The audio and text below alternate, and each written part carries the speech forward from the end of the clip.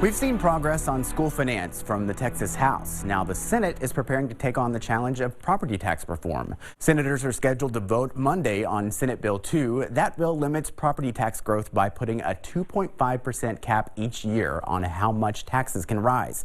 Anything above that level would require voter approval. Right now the cap is 8%. Joining us for perspective is Senator Kirk Watson, a Democrat from Austin. Welcome. Thank you. Pleased to be here. So property tax reform is a big priority this session. Senate Bill 2 is coming up. City leaders are really kind of worried about what that would do for the property tax cap, right? Well, Senate Bill 2 has a lot of moving parts in it, and property tax reform needs to happen.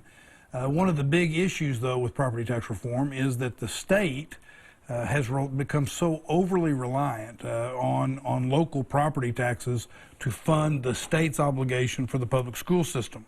And so there's been this effort, I think, to some degree, to distract from the state's failure to do right by what it ought to be doing, and instead try to point the finger at others like cities and counties.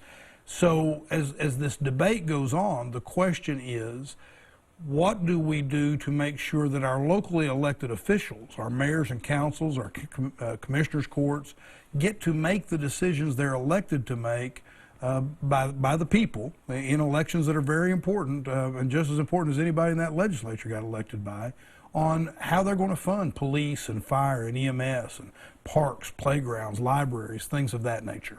Now, you have a unique perspective because you were the Austin mayor. Right. How do you see fixing this without actually hurting city services? Well, that's what I worry about. As I was suggesting just a minute ago, we elect people at a local level. We elect a mayor and a council, and we elect a county judge and commissioner's court for a reason. We want them to make the decisions about how we want to live uniquely in a place like Austin, Texas, or Travis County. And we want them to make the decisions about how our quality of life is going to be impacted, how many police officers and sheriff's deputies we're going to have. And so I really worry that people in the Capitol and in control of the Capitol think they may know better when they really don't.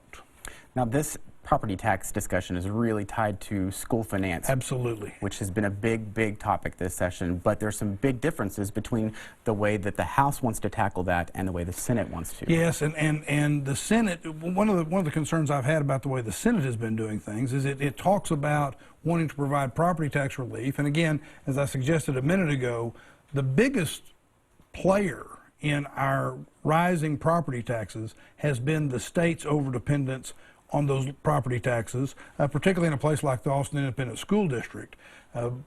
With recapture and with the formula, as you know, if property values go up so that property taxes increase, the state's share of the funding for public schools actually goes down. So that with this reliance that the state has on local property taxes, right now the state is paying less than 40% of its obligation for public schools. Now, the problem that I see right now is the Senate, while it talks about wanting to, those in control keep talking about how they want to have property tax relief, what they're not saying is how they want to pay for things. So there's a lot of faith that's having to go into this. The House has moved more quickly. The House actually passed a bill this week dealing with school finance. The Senate's version of that is yet to be really been, the blank's been filled in. Now also, this coming week, the Senate is scheduled to vote on a bill you've really pushed to make sure that people understand where their elected leaders are, what they're actually doing, and yes. Tell us about 1640. Yeah, well, I have a package of bills that deal with public information and open government. One of my bills deals with the Open Meetings Act. The Court of Criminal Appeals just recently overturned said it was unconstitutionally vague, the Open Meetings Act, that would allow for there to be what we call walking quorums. In other words, that you could have meetings with less than a quorum of people in secret and make the decisions instead of doing it in a public setting.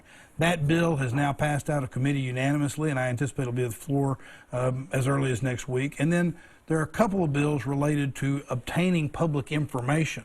the Texas Supreme Court blew a hole in our in our Public Information Act a couple of years ago with two cases, one called the Greater Houston Partnership case, one called the Boeing case.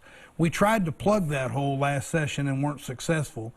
This session, both of those bills have now passed out of committee unanimously. They're moving in the House as well, and I anticipate having those on the floor shortly. And the Senate has passed one of your bills that aims to improve the training for police when they handle sexual assault and family violence cases. Yeah, I'm glad you brought that up. One of the things that we wanted to make sure is that our police officers are well trained, family violence, sexual assault, including having trauma-informed training. The course that they take has not been updated for several years, so best practices really are not part of that course right now. As you pointed out, we passed that bill out of off the Senate floor just yesterday, so I'm looking forward to that getting through the House. I think it'll get a good hearing over there and becoming law, because I think it'll make a difference in abuse cases and in family abuse cases and in sexual assault. I know you've got a very busy schedule. Thank you for making time for us. It's my pleasure. Thanks for asking these questions.